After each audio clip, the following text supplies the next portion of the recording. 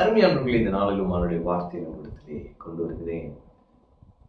வசனம் சொல்லுது, சங்கீதம் 138:8, கர்த்தர் எனக்காக யாவையும் செய்து முடிப்பார். கர்த்தர் எனக்காக யாவையும் செய்து முடிப்பார். ஆமென். அப்ப இதுல எப்படி போட்டிருக்குன்னா, கர்த்தர் எனக்காக.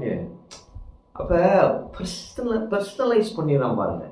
இந்த கர்த்தர் என்னுடையவர், அவர் எனக்காக செய்யறாரு. எனக்காக நான் தான் போய் அவர்கிட்ட சொன்னேன், அவர் எனக்காக தான் உனக்கு இதை செஞ்சார், இப்படி சொல்றோம்ல. அப்ப என்ன சொல்ல வரோம்னா, நானும் அவரும் க்ளோஸ்ன்னு சொல்ல வரோம் இல்லையா? அப்ப இன்னைக்கு நான் சொல்றேன், நீங்களும் ஆண்டவரும் க்ளோஸ். அவன் நீங்களும் அவருக்கு இப்படி நெருக்கமானவங்க. அவருக்கு அப்பா, நீங்க பிள்ளை. ஆமென். அப்ப அந்த உறவு ரொம்ப நெருக்கமான உறவு பாருங்க. தகப்பன் பிள்ளை உறவு அப்படியே நெருக்கமானது, ஆழமானது, உறுதியானது இல்லைங்களா?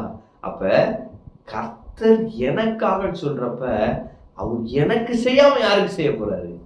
எங்க அப்பா எனக்கு செய்யாம யாருக்கு செய்ய போறாரு? இந்த தெளிவு நமக்கு வந்துருச்சுன்னா, நான் சொல்றேன், நிறைய காரியங்களுக்காக அப்படி அழுது அழுது ஜெபம் பண்ணிக்கிட்டே இருக்க மாட்டோம். தைரியமா சொல்லுவோம், ஆண்டவரே நான் உங்க பிள்ளை, இது எனக்கு நீங்க கொடுப்பீங்க, இந்த காரியம் உங்களுக்கு பிரியமானதுதான், நான் உரிமையா பெற்றுக்கொள்வேன். நம்ம என்ன செய்யலாம்?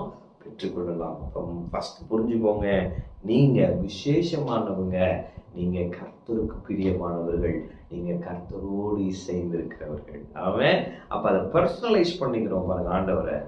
அடுத்து யாவையும் செய்து முடிப்பார்.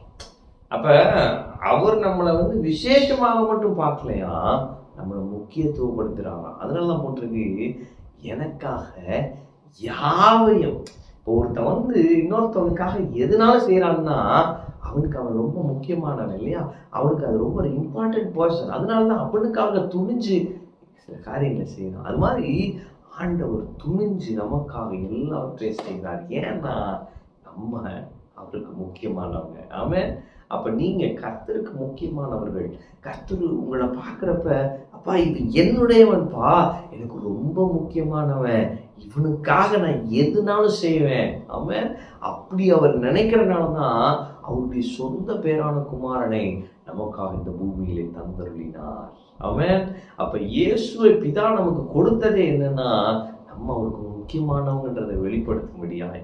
அப்ப நீங்க நான் சொல்லுகிறேன், நீங்க தேவனுக்கு விசேஷமானவங்க, தேவனுக்கு முக்கியமானவங்க.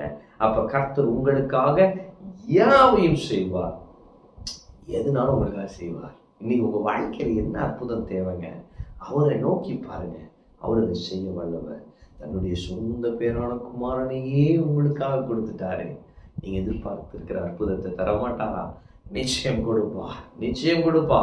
எல்லாம் முடிந்தது என்று இயேசு சிலுவையிலே சொன்னதை நினைவு கூறுங்கள். உங்களுக்காக யாவையும் செய்கிற கர்த்தர் இன்று நீங்கள் எதிர்பார்த்திருக்கிற அற்புதங்களையும் அதிசயங்களையும் வெற்றியையும் விடுதலையும் எதிர்பார்த்திருக்கிற எந்த நன்மையா இருந்தாலும் சரி, இன்னைக்கு உங்களுக்கு கொடுப்பார்.